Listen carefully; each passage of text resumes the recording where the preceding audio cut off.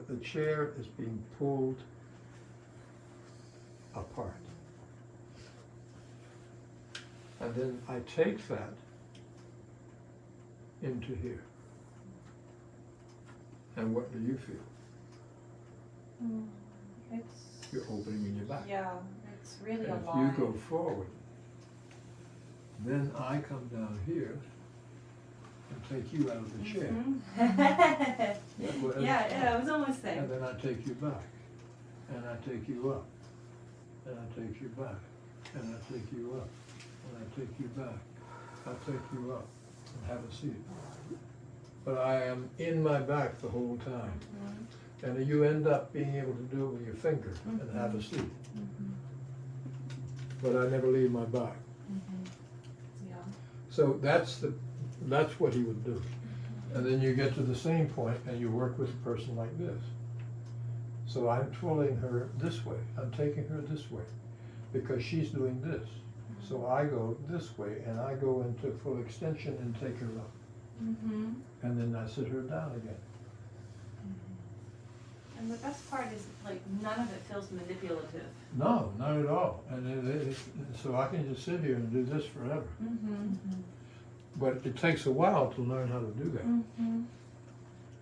But this is why. So if I did here, It's just such a flow now she's coming back of and up. energy. She's coming back and up because I am going into position of mechanical advantage. And that opens her because I'm moving into my back. And remember, he just did care work. All he did was chair work. He didn't work with you in activity. You don't have to do this. It is the way that somebody goes into traditional training. What they did, Walter Carrington's course. Turn around, as you can sit down. So she would sit down, and I would stand here, and I would go into semi-flexion and give direction. You might want to look at this. And unless you can do it behind. I am a mother. Well, you never know. You are a mother. You are a mother. So I got you. And so you're giving direction. And she stands up and you just give direction. You go ahead and stand up. And you want to help her out, but you don't. You just give direction.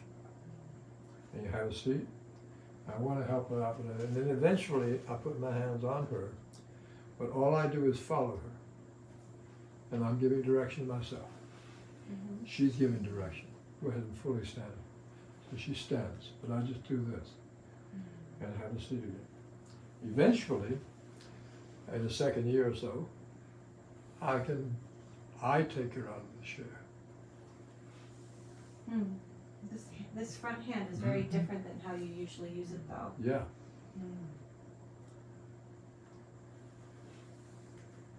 And sitting. You're very much wanting to try to take me straight. Straight up. All right, now I go deep. I'm giving direction, and her neck is releasing, and we stand up. And we sit down. I give direction. And that's the way you learn how to use your hands and take the person in and out of the chair. That's traditional work. You can do it well the way we've been doing it. But it's much more reliant on the teacher. Yeah. To achieve it. Yeah. Yeah. But the value is every time I touch you, I want to give you to your back. That's what it is. It's learning how to do that. And you can learn how to do that by just pulling the table towards you and pushing the table away. You can learn how to do that by putting your hands on yourself. You can learn how to do that by doing triadic resonance. But this is the way that he taught. We're talking about Frank right now? No. No. Carrington and No, Alexander. Frank didn't really care for all this. When he showed me how to use my hands on the back of the chair, he was just kind of, you can do this, this, and this, and now just, but I'd worked with him quite a while before that. And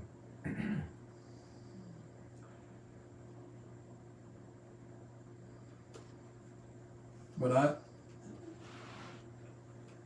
I didn't learn how to use my hands this way. I learned how to exactly the way I told you, in the middle of the kayak in the ocean. And it's a little different. A little different. You can go just as deep, but the traditional teachers, it's interesting if you have a lesson if they're good, because they're just with you while they're right here.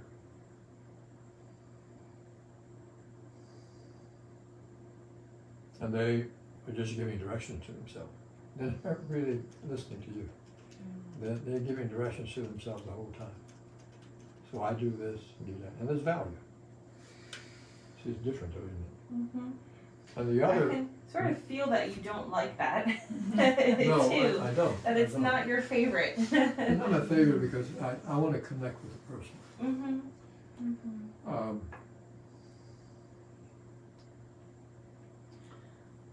But to be able to do this counts.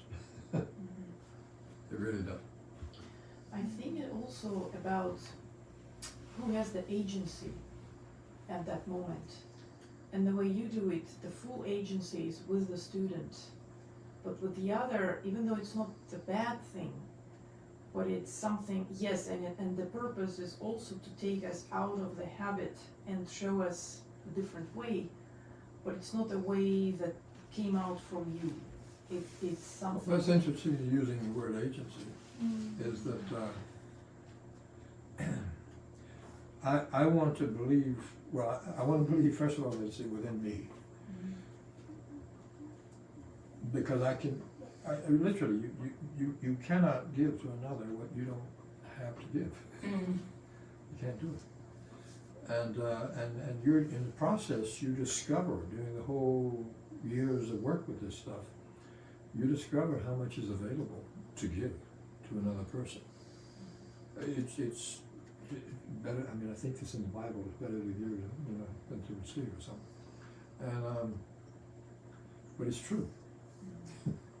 The more you give, the deeper your reception. So I want to believe that I am touching beneath and within, it might be better words, your habituation. Is that if somebody comes in pain because you've been rowing, the chances are you were not really listening to yourself as deeply as you could while you were doing the rowing. Isn't that it? And we all do that. So I want to take you into that awareness that you weren't, so that the next time you row, you have it. But you know that it's within you, and it's not something. Even though I'm giving it to you, I'm only giving you what you already have. By dispersing your commitment to what you're used to. And that's why I use the word diffuse, it's probably the wrong word, but diffusing the localization of muscular contraction.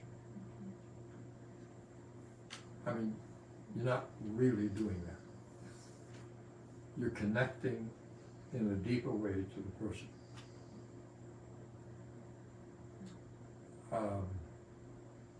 You can embrace a person, and when I tell the story of asking the couple to embrace, they embrace, and then I work with him, and they embrace. And he says, I didn't feel anything different. That's a man for you. And she said, it's the first time I felt you. Well, that said something to him. And then she got pregnant immediately. No, not immediately, but they did have a baby.